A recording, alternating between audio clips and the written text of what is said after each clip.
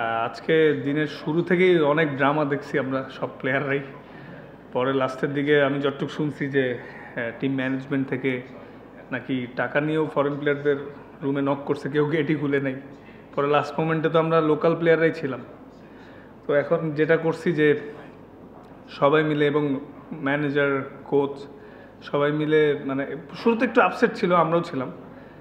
তো যখন 120 হইলো এবং আমরা ব্যাটিং করে দেখলাম যে আসলে একটু এত ইজি না আজকের উইকেটটাতে। সো 100 হয়তো 15-20 রান শর্ট ছিল, বাট টিম এফোর্ট আর সবার কন্ট্রিবিউশন এবং দিল থেকে চেষ্টা করার রিওয়ার্ডটা লাস্টে পাওয়া গেছে।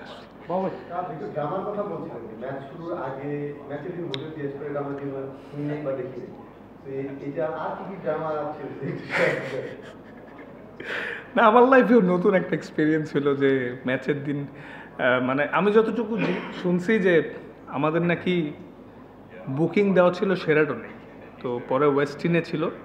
পরে নাকি বুকিং দেওয়ার কারণে ওয়েস্টিনে নাকি সব রুমগুলো বুক হয়ে গেছিল, এটা আমি যেটা শুনছি। পরে আমরা হোটেল চেঞ্জ করলাম, চেঞ্জ করে যাওয়ার 2 ঘন্টা আগে শুনি ফরেন প্লেয়ার কেউ যাবে না। ঠিক আছে, তো তখন আমাদের বোর্ড থেকে ফোন দিয়ে বললো যে তোমরা আসো, অ্যাটলিস্ট খেলো। ফরেন প্লেয়ারদেরকেও ফোন করেছিল আমাদের বোর্ড থেকে, বলছে পেমেন্ট ইস্যু না, ক্লিয়ার হয়ে যাবে, বাট তাও তারা আসে নাই। তো শুরুর দিকে আমরা মোরালি একটু ডাউন এবং ডিস্টার্ব ছিলাম, বাট পরে তো দেখলেনি জিতে গেলাম আল্লাহর মতে। একটা স্টেজে গিয়ে ক্যাপ্টেন্সি পাওয়া, তারপরে এরকম একটা সমস্যার সংকট পরিবেশ, আপনি বলেই দিয়েছেন, এগুলো তো নতুন করে বলার দরকার নেই। এরকম একটা অবস্থায় একটা টিমকে মোটিভেটেড করা এবং মোটামুটি এখন অনেকটা মানে কি বলবো ওয়ার্ল্ড অফ সুপার ফোর, এই পুরো ব্যাপারটা অ্যাজ এ ক্যাপ্টেন আপনি এটাকে খুব চ্যালেঞ্জিং ছিল না, আপনি এনজয় করেন? না, আমি আসলে প্রত্যেকটা মোমেন্ট এনজয় করার চেষ্টা করেছি, কারণ দেখেন আসলে এনজয় করা ছাড়া তো ওয়ে নাই, যেহেতু ক্রিকেটই আমার ব্রেড অ্যান্ড বাটার আর প্যাশন। হ্যাঁ, তো মাঠে আমরা এনজয় করছি সবাই। হয়তো আমাদের লোকাল প্লেয়ারও কিন্তু তেমন বিগ নেমস নাই, 2-3 জন ছাড়া ফরেন প্লেয়াররা খেলে নাই। সো আমরা সবাই বলছি লেটস ট্রাই। সবাই অনেক পজিটিভ ছিল, আমি এনজয় করছি প্রত্যেকটা মুহূর্তে এবং সাহস করে করে চেঞ্জ করছি। এবং যেই যখন বোলিং আসছে সাপোর্ট করার ট্রাই করছি যে আমাদের হারানোর তেমন কিছু নাই, বাট আমরা আমাদের সেরাটা দিয়ে দেখতে পারি শেষ পর্যন্ত কী হয়, এবং পরে লাস্টে আমাদের পরে রেজাল্ট আসছে, এনজয় করেছি।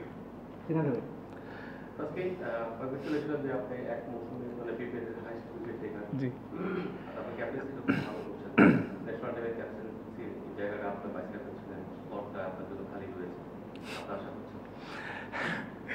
তো দেরি আছে এখন, আসলে আরও কালকে একটা ম্যাচ আছে, প্রসেসেই থাকি। যদি যখন সময় হবে সব কিছু সময়ের সাথে সাথে হবে। তকদির বলেও কিছু জিনিস আছে, সামনে অনেক ক্রিকেট খেলা আছে।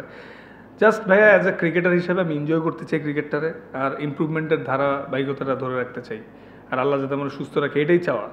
আসলে ওইগুলো নিয়ে এখন তেমন চিন্তা করছি না, যদি সময় আসলে কখন আসলে পরে দেখা যাবে। ইন্টারন্যাশনাল ক্রিকেট যখন খেলেন, খারাপ খেললে সোশ্যাল মিডিয়াতে ট্রল হয় আর সমালোচনা, সেটা এক ধরনের বিষয় আর কি, পারফরমেন্সের কারণে শুনেন।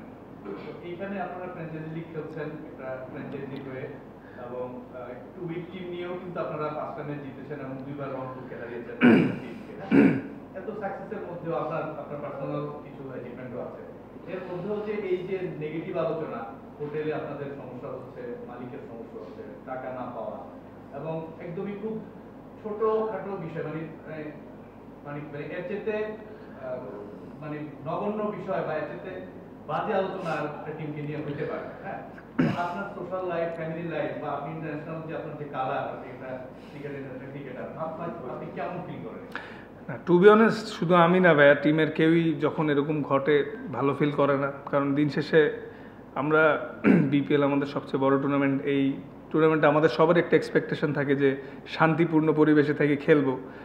কারণ যে পরিমাণ ক্রাউড হচ্ছে, সব মিলে আগের তুলনায় জমজমাট বিপিএল হচ্ছে, কিন্তু আনফর্চুনেটলি আমাদের টিমের বিভিন্ন রকম প্রবলেম হয়েছিল।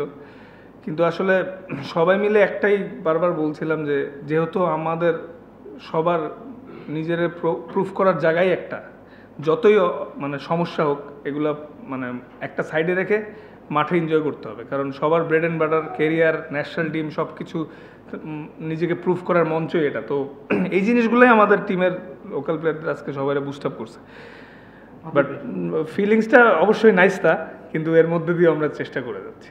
হ্যাঁ, আজকে ম্যাম দীর্ঘদিন ক্রিকেট খেলছেন, আপনার জীবনে কখনো এরকম হয়েছে সকালবেলা হোটেলে জানলেন যে হোটেল থেকে বেরিয়ে যেতে হবে? হয় নাই, হয় নাই, অনেক কিছুই নতুন এক্সপিরিয়েন্স হচ্ছে। আমার মনে হয় এইরকম প্রেশারে এত সমস্যার মধ্যে দিয়ে খেলাটা, এটা আরও ফিউচারে উপকারে আসবে। এত চাপের মধ্যে ভালো খেলতে পারলে সামনে খেলাটা অনেক সহজ হয়ে যায়। না, আমরা সবাই যেটা জানি, ভ্যালেন্টাইন গ্রুপের শফিক সাহেব এই টিমের ওনার, এটাই আমরা সবাই এটা জানি। আজকে through out your BPL career অনেক সময় দেখা যায় যে আপনি মানে থ্রু ড্রাফট কিংবা অপশন যেভাবেই হোক, মানে ভালো টিমে আপনার আসলে কোনো যেন ম্যাচ হয় না। কুমিল্লা বা রংপুর এরকম একটা ভালো টিম, যেটা ভালো আপনার কো প্লেয়াররাও ভালো থাকবে, এরকম একটা টিমে হয় না। কোনবার সিলেটে ছিলেন, সেখানেও একটা মনে হয় আর্লি হোটেল থেকে চলে আসতে হচ্ছিল, টাকা পয়সা নিয়ে গাঞ্জা হচ্ছিল, এইবারও একটা স্ট্রাগলিং টিমের সাথে আছেন। সবকিছু মিলে কি মনে হয় যে বিপিএল এর যদি আপনার টিমের সঙ্গে কম্বিনেশনটা ভালো হয়, ওই ম্যাচআপটা ভালো হলে আপনার পারফরম্যান্সটা আরো বেটার হতে পারতো এই টুর্নামেন্টে? জি, এটা কিছুটা আনফর্চুনেট। এই নিয়ে 4টা সিজন ব্যাক টু ব্যাক বড় টিমে খেলার সুযোগ হয়নি, যার কারণে তো এই বছর ড্রাফটে গেলাম। ড্রাফটেই ফার্স্ট পিকই আছে আমাকে পিক করে। তো এখন আসলে যেহেতু আর কয়েকটা ম্যাচ আছে, এগুলো এনজয় করতে চাচ্ছি। মানে আফসোস করলে ভাইয়া, আফসোস করা ছাড়া তো কিছু নাই, বাট নিজের মোটিভেট করতে হয় যে প্রসেসেই থাকি, কিছু করার নেই, জিনিসটা কন্ট্রোলে নেই। হয়তো আল্লাহ চাইলে ভবিষ্যতে বড় টিমরা যদি মনে করে আমি তাদের নেওয়ার মতো প্লেয়ার হয়তো একসময় নেবে। আপনি রাশিয়ার ক্যাপ্টেন এবং আপনার এক ধরনের কলিগ এখন যারা মানে বিদেশি ক্রিকেটাররা আছেন, মাঠে আসেন, তো আপনার কি তাদের জন্য একটা সহমর্মিতা ফিল হয়েছে, বা আপনার তাদের সঙ্গে কোনো কনভারসেশন হয়েছে কিনা? বিদেশ থেকে এসে কোনো ধরনের টাকা পাচ্ছে না বা এই ধরনের? না, আসলে দেখেন, আমাদেরকেও তো আজকে চেক দেওয়া হয়েছে, রেস্ট অফ দ্য 25%। কালকে আমরা প্লেস করব। তো তো ওইটা হইলে আর কি করার, আই হোপ নট কোনো বাউন্স টাউন্স না হোক। হ্যাঁ,